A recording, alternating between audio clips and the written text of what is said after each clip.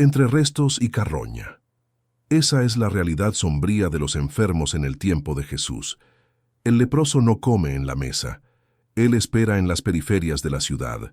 Espera que alguien deje las sobras de lejos, porque nadie puede tocarlo. Es posible que dependiera de restos descartados, de lo que caía en el suelo, de lo que los animales ya habían roído. Él no puede comprar en el mercado. No puede sentarse a la mesa. Es eso o morir de hambre. En el tiempo de Jesús, estar enfermo no significa apenas dolor en el cuerpo. Significa ser tratado como muerto en vida. Pero espera ahí, porque lo que viene después te sorprende aún más. Estamos en el siglo I, en Judea bajo dominio romano. Las ciudades huelen a estiércol quemado, usado como combustible, sudor colectivo e incienso barato de los altares de calle. El sol agrieta la piel. El polvo se pega en la garganta. Y en medio de esa vida dura, común, hay gente que ni siquiera consigue entrar en la ciudad. No por elección, por decreto religioso registrado en Levítico y aplicado por los sacerdotes del templo, por miedo, por asco, porque la enfermedad en ese tiempo no es tratada apenas como problema médico, es tratada como impureza ritual, como sentencia social definitiva. La lepra no era hanseníasis. Estudiosos modernos concuerdan que incluía psoriasis severa, vitíligo extenso, heridas crónicas que no cicatrizaban, infecciones fúngicas persistentes. Cualquier cosa que cambiara el color o textura de la piel era sospechosa. El sacerdote examinaba, aislaba por 7 días, examinaba de nuevo. Si la mancha se esparcía, la sentencia era dada: impuro, impuro. Levítico 13, versículo 45. El propio enfermo tenía que gritar eso al aproximarse a cualquier persona. Rasgar las propias ropas, dejar el cabello suelto y sucio, cubrir el bigote, gesto de luto usado para muertos, y vivir fuera del campamento, fuera de la ciudad, fuera de la vida. Antes de continuar, verifica si estás suscrito al canal para no perder ninguna novedad, porque YouTube te avisará cuando un video sea publicado. Ellos viven en las periferias, en las laderas rocosas, en los valles alrededor de Jerusalén, Jericó, Cafarnaúm. La Biblia registra leprosos viviendo fuera de las ciudades en 2 Reyes 7, versículo 3, y Lucas 17, versículo 12. No pueden entrar al templo. No pueden tocar a nadie. No pueden comprar en el mercado. Flavio Josefo, historiador judío del siglo I, describe grupos de excluidos sociales viviendo a los márgenes de las ciudades, dependiendo de limosnas y de la misericordia ocasional de viajantes. Pero misericordia es rara, porque tocar a un leproso te vuelve impuro ritualmente, y la impureza te aleja del templo, te aleja de Dios, te aleja de la comunidad.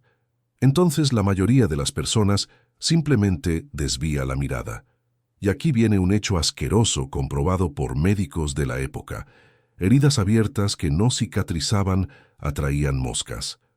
Galeno y Celso, médicos greco-romanos, describen casos de miasis, infestación de larvas en heridas crónicas no tratadas. Las moscas depositaban huevos. Los huevos se volvían larvas. Las larvas se alimentaban de carne necrosada. Enfermos que vivían sin acceso a vendajes limpios, sin agua corriente, sin nadie para ayudar, tenían el cuerpo literalmente infestado. Despertaban con gusanos moviéndose bajo la piel. Este tipo de infestación era común en cualquier herida crónica expuesta en el mundo antiguo. Pero esto es solo el inicio, porque no son apenas los leprosos, están los ciegos, y en el mundo antiguo, ceguera es miseria garantizada. Sin sistema público de asistencia, sin bastón, sin guía, el ciego sobrevive mendigando. Marcos 10 registra a Bartimeo, el ciego de Jericó, sentado al margen del camino. Él grita pidiendo ayuda. Las personas mandan callar la boca, porque el mendigo incomoda. El mendigo estorba el flujo del mercado. El mendigo recuerda que la vida puede desmoronarse en cualquier momento. El ciego no ve la mano extendida, no ve la moneda falsa lanzada en el vaso. No ve el escupitajo en el suelo cerca de él. Él oye, siente el olor de pan fresco que nunca va a comer caliente. Siente la sombra de alguien pasar, estira la mano y reza para que alguien tenga piedad. La mujer con flujo de sangre, mencionada en Marcos 5, enfrenta otro tipo de muerte social. Según Levítico 15, versículos 19 a 30, cualquier flujo genital femenino fuera del período menstrual vuelve a la mujer impura. Todo lo que ella toca queda impuro. 12 años así. Lucas 8, versículo 43 confirma: ella gastó todo con médicos y solo empeoró. Porque la medicina del siglo I era una mezcla extraña de observación anatómica básica con superstición desenfrenada. Y aún hay algo más específico. Aquí viene otro hecho asqueroso y comprobado. Plinio, el Viejo, en su Historia Natural, escrita en el siglo I, lista tratamientos populares reales de la época. Para ceguera, hígado de hiena triturado, mezclado con miel. Para lepra, grasa de león aplicada directamente en las heridas. Para infecciones, orina humana fresca usada como antiséptico.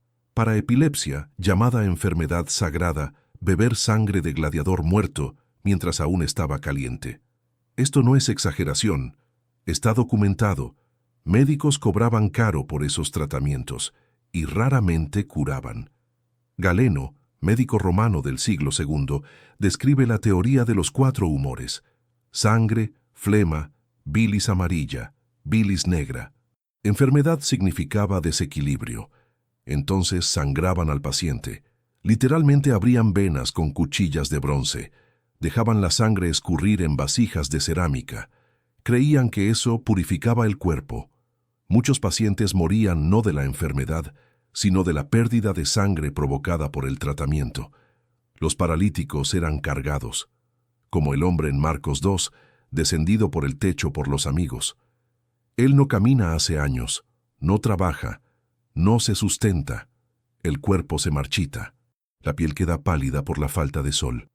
Las articulaciones se endurecen y la humillación es diaria, porque él necesita ayuda para todo, para comer, para limpiarse, para cambiar de posición. Él es peso, él es carga. Y todo mundo sabe eso. Solo que existe un detalle que cambia todo. Jesús toca. Mateo 8, versículo 3. Extendiendo la mano, Jesús lo tocó. Primera cosa, antes de la cura. Él toca la piel herida. La piel que nadie toca hace años, que los sacerdotes examinan de lejos con varas, que la familia evita. Él toca, y el hombre no necesita gritar impuro, impuro, porque Jesús ya llegó cerca, ya quebró el protocolo de Levítico. No por descuido, por elección deliberada. Él escupe en el suelo, hace lodo, pasa en los ojos del ciego. Juan 9, versículos 6 y 7. Gesto considerado asqueroso por los fariseos, que evitaban hasta la propia saliva en público por cuestiones de pureza. Él deja a la mujer con flujo de sangre tocar su ropa, Marcos 5, y en vez de reprenderla por contaminarlo ritualmente, él para, mira, la llama hija. Primera vez en 12 años que alguien la trata como persona, no como problema ritual. Él come con leprosos curados, se sienta con gente considerada impura, y eso enfurece a los religiosos, porque ellos construyeron un sistema donde santidad significa separación física, donde pureza significa distancia medida, donde Dios está protegido atrás de leyes que mantienen a los sucios lejos. Y Jesús actúa como si tocar lo intocable no destruyera la santidad, sino la manifestara. Los enfermos del tiempo de Jesús no viven apenas con dolor físico, viven con vergüenza legal, con exclusión religiosa, con la certeza de que fueron cortados de la comunidad. Y entonces aparece alguien que toca, que no desvía la mirada, que se sienta en el polvo al lado de ellos, que trata la impureza como algo que puede ser curado, no como maldición permanente. Pero hay un grupo de enfermos que ni eso recibe, un grupo tan despreciado que ni nombre propio tiene más. Y lo que sucede con ellos es aún peor que todo lo que acabas de oír. Los que tienen flujos corporales constantes, Cualquier secreción genital fuera de lo normal, masculina o femenina, vuelve a la persona ritualmente impura. Y aquí viene el detalle brutal. No es solo la persona que queda impura, es todo lo que ella toca. Si el enfermo se sienta en una silla, la silla queda impura por 7 días. Si él se acuesta en una cama, quien toque aquella cama después necesita lavar todas las ropas y bañarse. Si él escupe en alguien accidentalmente, aquella persona queda impura hasta el atardecer.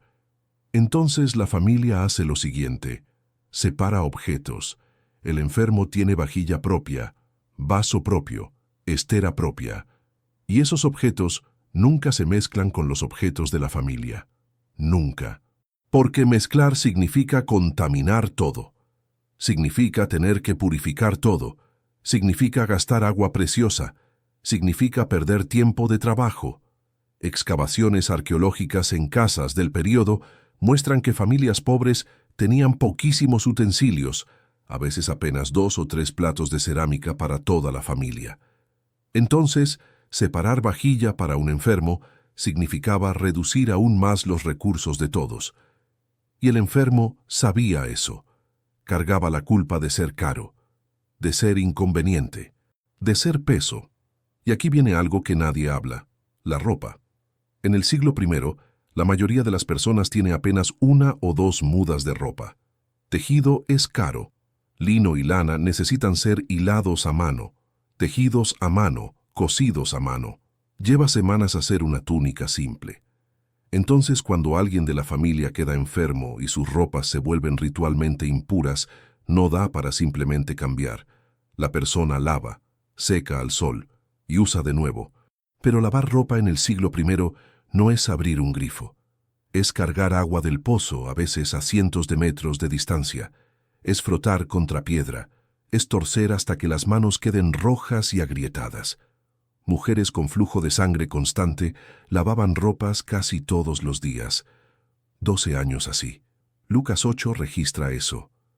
12 años lavando. 12 años cargando agua. 12 años con las manos destruidas por el trabajo repetitivo y por el agua fría. Y hay más. Baños rituales. Cada vez que alguien quedaba impuro, necesitaba bañarse en una piscina de purificación ritual. Arqueólogos encontraron cientos de ellas en Jerusalén y alrededores. Pero aquí está el detalle que nadie te cuenta. El agua era agua de lluvia recolectada, sin calentamiento, sin filtro. En el invierno el agua era helada y necesitabas sumergirte completamente. La cabeza necesitaba quedar sumergida. Estudiosos estiman que la temperatura del agua durante el invierno en Judea quedaba entre 10 y 15 grados Celsius. Ahora imagina, estás enfermo, febril, débil, y aún así necesitas sumergirte en agua helada para purificarte, porque sin purificación no puedes entrar al templo, no puedes participar de las fiestas, no puedes vivir religiosamente. Pero esto es solo el comienzo. Hay algo aún más perturbador: el sistema de prueba de cura. Cuando alguien pensaba que se había curado de una enfermedad de piel, no podía simplemente volver a casa. Necesitaba ir al sacerdote. El sacerdote examinaba. Si pensaba que la persona estaba curada, ella era aislada por 7 días. Después de 7 días, examinada de nuevo. Si continuaba sin manchas, más 7 días de aislamiento. Solo después de 14 días, 3 exámenes y ningún signo de recaída, la persona podía ser declarada pura. Ahora piensa en el costo emocional de eso. Sobreviviste a la enfermedad, pero antes de abrazar a tu familia, pasas 3 semanas en proceso burocrático religioso. ¿Y si en el 13º día aparece una nueva mancha? El proceso recomienza de cero. Y aún están los hidrópicos, los que acumulan líquido en el cuerpo. Jesús cura a un hidrópico en Lucas 14. Hidropesía hacía el abdomen hincharse grotescamente. Las piernas quedaban tan hinchadas que la piel se agrietaba y goteaba líquido claro y pegajoso. La persona no conseguía calzar sandalias, no conseguía doblar las piernas para sentarse, dormía medio sentada, porque acostarse causaba sofocación. El líquido presionaba los pulmones. Y aquí viene el hecho asqueroso. Celso, médico romano, describe que cuando intentaban drenar el líquido abdominal, frecuentemente salían litros de fluido amarillento y fétido, y el procedimiento era hecho sin anestesia. El paciente quedaba despierto, sintiendo la aguja de bronce perforar la piel, la pared abdominal y finalmente el peritoneo. Él oía el líquido chorreando hacia afuera, veía el propio cuerpo vaciarse y sabía que en pocas semanas el líquido volvería a acumularse. Solo que existe un detalle que cambia todo. Hidrópicos eran socialmente humillados porque la enfermedad era asociada a exceso, a gula, a falta de control. Entonces, además del dolor físico, cargaban acusación moral. Comiste demasiado. Bebiste demasiado. Esto es culpa tuya. Y la persona moría no apenas hinchada, sino avergonzada. Ahora viene algo que la arqueología reveló recientemente. Heces fosilizadas encontradas en letrinas antiguas de la región muestran altísima prevalencia de huevos de parásitos intestinales, tenia, lombriz, anquilostomas. Estudios paleofecales estiman que hasta 70% de la población tenía verminosis crónicas. Y gusanos roban nutrientes, causan anemia, causan diarrea, causan dolor abdominal constante. Niños con barrigas hinchadas por gusanos eran comunes. Adultos con diarrea crónica eran comunes. ¿Y el tratamiento? Hierbas amargas que mataban los gusanos, pero también causaban vómito violento, cólicos intensos y a veces hemorragia intestinal. Y hay más. Personas con diarrea crónica no podían viajar. No podían trabajar lejos de una letrina. Y letrinas en el mundo judío rural eran simples fosas cavadas lejos de las casas, sin techo, sin pared, expuestas al sol, al frío, a la lluvia. Hacías tus necesidades agachado sobre un hueco, a veces con otras personas cerca haciendo lo mismo. Cero privacidad. Cero dignidad. Textos rabínicos mencionan que personas con problemas intestinales graves eran frecuentemente dispensadas de ciertas obligaciones religiosas, no porque la ley tuviera misericordia, sino porque era imposible cumplir ayunos, viajes a Jerusalén o permanencia prolongada en cultos sin acceso constante a baño. Ahora la parte más cruel. Enfermos pobres que no conseguían más trabajar perdían todo. Y en el siglo I, perder todo significaba mendigar o morir. No había instituciones de caridad organizadas como conocemos. Había apenas la limosna individual y dependía totalmente de la buena voluntad de quien pasaba. Entonces el enfermo se sentaba en el borde del camino, extendía la mano y repetía la misma frase todo el día: misericordia, hijo de David.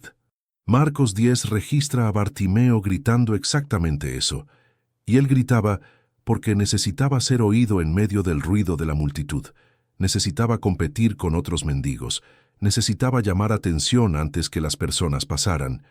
Y cuando Jesús para, cuando él pregunta ¿qué quieres que yo haga?, es la primera vez en años que alguien trata a Bartimeo como si su voluntad importara, como si él aún fuera persona, como si él tuviera derecho de desear algo. Porque en el sistema del siglo I, enfermos no tienen derecho de querer, tienen deber de aceptar, de agradecer, de callar, hasta que aparece alguien que escucha. Pero hay una categoría de enfermos que no consigue ni gritar por ayuda, que no consigue competir, que no consigue ni entender lo que está sucediendo con el propio cuerpo. Comienza por el nacimiento. Si el niño nace con deformidad visible, labio partido, miembros atrofiados, ausencia de dedos, la familia enfrenta una realidad dura. En el mundo greco-romano, infanticidio por exposición era legal y común. El padre decidía si aceptaba o rechazaba al bebé. Si rechazaba, el niño era dejado a la intemperie. Moría de frío, hambre o era devorado por animales. Séneca y Plutarco describen esa práctica sin vergüenza. Era considerada normal. Pero en el judaísmo eso era prohibido. La ley judía protegía la vida desde el nacimiento. Éxodo 20, versículo 13. No matarás. sin excepciones. Entonces el niño deformado sobrevivía. Pero sobrevivía cargando la pregunta que nadie hacía en voz alta. ¿Por qué Dios permitió esto? Juan 9 registra la pregunta de los discípulos sobre el ciego de nacimiento. ¿Quién pecó, este o sus padres, para que naciera ciego? La pregunta revela la teología brutal del período. Enfermedad congénita era vista como castigo divino. No por el niño, él no tuvo tiempo de pecar. Entonces el pecado era de los padres, y el niño pagaba. Imagina crecer sabiendo que las personas miran hacia ti y ven el pecado de tu familia, que tu existencia es interpretada como maldición, que eres recuerdo vivo de algo que salió mal. Y hay más. Niños enfermos eran aislados dentro de la propia casa cuando tenían condiciones que generaban impureza ritual. Si el niño tenía cualquier condición de piel que cambiaba color o textura, necesitaba ser examinado por el sacerdote. Levítico 13 no hace excepción para edad. Y aunque no haya registros arqueológicos directos de niños aislados, es probable que el mismo sistema de exclusión se aplicara a ellos. Niño impuro era tratado como adulto impuro, solo que el niño no entiende aislamiento. Él solo siente rechazo. Él ve a los hermanos jugando juntos, y él queda solo. Ve a la madre abrazar a los otros, y no puede ser tocado. Ve a la familia comiendo junta, y él come separado. Él no entiende teología de pureza. Él solo siente que es diferente, que está equivocado, que no pertenece. Aquí viene un hecho que arqueólogos descubrieron. Huesos de niños encontrados en sitios como Jerusalén y Cesarea muestran signos de desnutrición severa, raquitismo, anemia crónica. Muchos de esos niños tenían entre 3 y 7 años. Murieron de enfermedades que hoy serían tratables. Estudios de mortalidad infantil en el mundo antiguo estiman que entre 30 y 50% de los niños morían antes de los 5 años. Diarrea, fiebre, infecciones respiratorias, verminosis, desnutrición. En sociedades preindustriales con recursos limitados, familias frecuentemente priorizaban alimentación para quien tenía mayor chance de sobrevivir y contribuir. No es crueldad deliberada, es cálculo de supervivencia. Y niños crónicamente enfermos en muchos casos acababan recibiendo menos atención y nutrición. Entonces ella recibe menos, come después, duerme en el rincón más frío y muere temprano. Ahora viene algo aún más perturbador: niños ciegos o sordos de nacimiento. Ellos crecían sin educación formal, sin lenguaje estructurado, porque en el siglo I no existía enseñanza especializada. Niño sordo no aprendía a leer. Niño ciego no aprendía oficio. Entonces crecía dependiente, eternamente infantilizado, tratado como incapaz toda la vida. Y cuando los padres morían, él frecuentemente se volvía mendigo o dependía de la caridad de parientes distantes, porque no tenía cómo sustentarse solo. Textos del período y arqueología confirman que ciegos e inválidos eran comúnmente encontrados mendigando en las puertas de las ciudades y de los templos. Y hay más. Niños con enfermedades crónicas que exigían cuidados constantes se convertían en carga emocional y económica pesada. Familia pobre en el siglo I vive en 1 o 2 cuartos. Trabaja de sol a sol. Cada miembro necesita contribuir, buscar agua, cuidar de animales, ayudar en la cosecha, tejer, cargar. Niño enfermo que no puede hacer nada de eso consume recursos sin producir. Y todo mundo en la casa siente eso, incluso el propio niño. Él crece sabiendo que es peso, que es caro, que complica la vida de todos. Y carga no apenas el dolor del cuerpo, sino la culpa de existir. En el sistema del siglo I, niño enfermo era problema, era carga, era maldición disfrazada de gente. Pero Jesús trata al niño como persona, como alguien digno de atención, de toque, de bendición, como portador de valor intrínseco, independiente de utilidad económica o pureza ritual. Y eso cambia todo. Cuando Él cura niños febriles, como la hija de Jairo en Marcos 5, Él entra en la casa donde la niña está muerta. Toca el cuerpo. quiebra todas las reglas de impureza por contacto con cadáver, y la levanta, y la entrega a los padres, y manda que den comida a ella inmediatamente. Porque niño curado necesita ser reintegrado inmediatamente, necesita comer, necesita ser tocado, necesita sentir que pertenece de nuevo. Aquí está el contraste brutal. La sociedad del siglo I veía enfermedad como exclusión necesaria, como separación obligatoria, como distancia que preserva la pureza colectiva. Niños enfermos eran tratados dentro de esa lógica, aislados cuando impuros, negligenciados cuando inútiles, interpretados como signos de pecado familiar. Pero Jesús actúa como si pureza no fuera algo que se pierde por contacto, como si santidad no fuera algo frágil que necesita ser protegido por muros de aislamiento, como si valor humano no dependiera de productividad o perfección física. Él toca, y no queda impuro. Él abraza niños rechazados, y no se contamina. Él restaura niñas moribundas, y no tiene miedo de la muerte. Y eso enfurece a los religiosos, porque significa que el sistema entero estaba equivocado. Que Dios no está lejos de los impuros, que santidad no es separación, que pureza no es distancia, que valor humano no es condicional. La arqueología confirma la estructura rígida del sistema, cientos de piscinas de purificación esparcidas por toda Judea. Reglas detalladas en la Mishnah sobre quién puede tocar a quién puede comer con quién puede entrar dónde.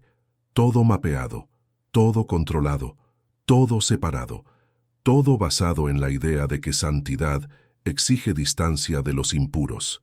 Pero Jesús quiebra eso sistemáticamente, tocando, comiendo junto, sentándose al lado, llamando por el nombre, devolviendo identidad a quien se volvió apenas condición médica, devolviendo futuro a quien fue descartado como maldición. Los enfermos en el tiempo de Jesús, adultos y niños, no vivían apenas con dolor físico, vivían con vergüenza religiosa, con culpa teológica, con exclusión social estructurada por ley, con la certeza de que Dios los había rechazado. Hasta que Jesús aparece y toca la piel herida, que para oír al mendigo, que abraza al niño descartado, que se sienta a la mesa con el impuro, que trata la enfermedad como algo que puede ser curado, no como maldición permanente, que actúa como quien no tiene asco, como si santidad no fuera fragilidad protegida por muros, sino poder que se manifiesta exactamente en el toque que cura. Y eso no es apenas milagro físico, es revolución teológica, porque significa que Dios se aproxima, toca, y cura no apenas el cuerpo, sino el alma aplastada por el rechazo. Si este viaje por la vida en el tiempo de Jesús habló contigo, considera suscribirte al canal. Aquí nosotros continuamos explorando cada detalle que transforma el mundo bíblico en algo vivo. Y cuéntame, ¿qué parte de este episodio más te sorprendió? ¿Qué tema quieres ver aquí en el futuro? Escribe la frase "Yo veo el pasado con nuevos ojos" para que yo sepa que llegaste hasta el final. Ahora, haz clic en el video que está apareciendo en la pantalla. Él tiene otros hechos extremadamente curiosos que van a hacerte ver el pasado de otra forma.